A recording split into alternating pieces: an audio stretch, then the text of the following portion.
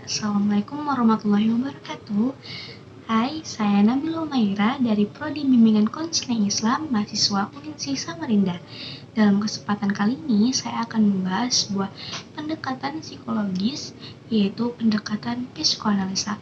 Langsung saja ke slide. Apa sih psikoanalisa ini?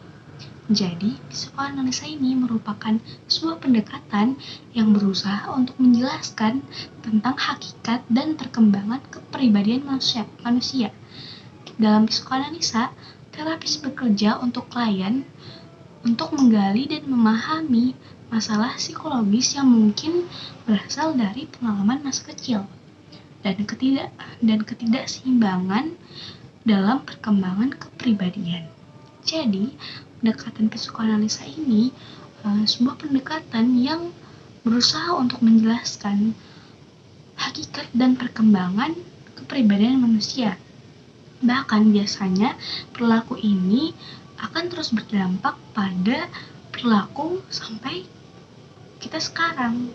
Baik, kita next ke pembahasan siapa sih pendiri pendekatan psikoanalisa ini. Jadi, pendiri pendekatan psikoanalisa ini adalah Sigmund Freud. Beliau adalah bapak psikoanalisa.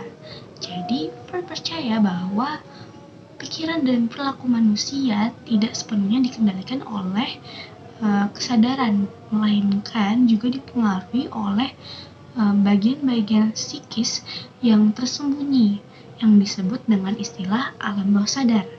Jadi, beliau percaya bahwa sebagian besar dari apa yang ada dalam pikiran kita itu tidak kita sadari, akan tetapi memiliki pengaruh yang kuat terhadap tindakan dan pengalaman kita. Lalu selanjutnya, Sigmund Freud menyatakan bahwa alam tidak sadar ini merupakan sebagian besar dan memiliki pengaruh yang signifikan dalam kehidupan psikologis dibandingkan dengan kesadaran. Diibaratkan dengan gambar gunung es ini, permukaan atas lebih terlihat sedikit dibandingkan dengan permukaan gunung es yang di bawah yang terlihat lebih besar dan banyak. Jadi bisa kita lihat ya bagaimana alam bawah sadar ini mempengaruhi perilaku kita tanpa kita sadari.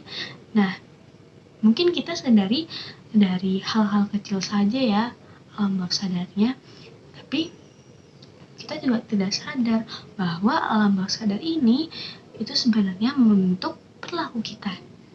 Lalu selanjutnya ada struktur kepribadian. Struktur kepribadian dibagi menjadi 3, yaitu ada id, ego, dan superego. Pertama id merupakan bagian yang paling primitif dan tidak sadar dari kepribadian. Dan ini mewakili naluri biologis yang berdasarkan prinsip kesenangan bahkan tidak memiliki konsep etika. Contohnya kayak seorang yang lagi lapar nih.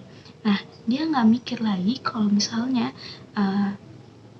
intinya dia pengen rasa laparnya itu hilang, entah dengan cara apapun itu, intinya rasa lapar dia itu hilang dan dia tuh pun merasa senang tanpa memikirkan kondisi atau etika apapun itu, intinya dia memikirkan dirinya sendiri.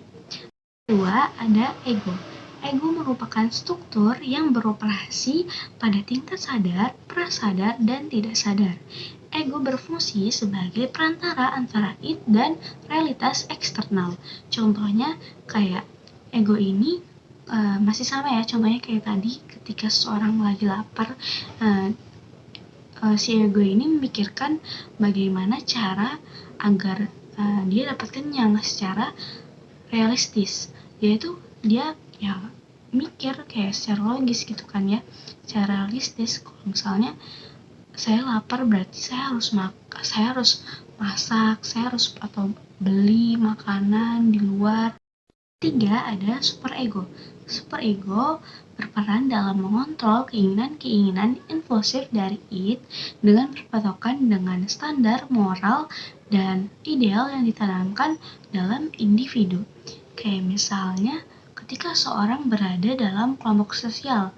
Nah, kelompok sosial tersebut mengajarkan bagaimana sih bermoral dan bagaimana sih sopan santun dan menghormati seorang atau masyarakat lainnya.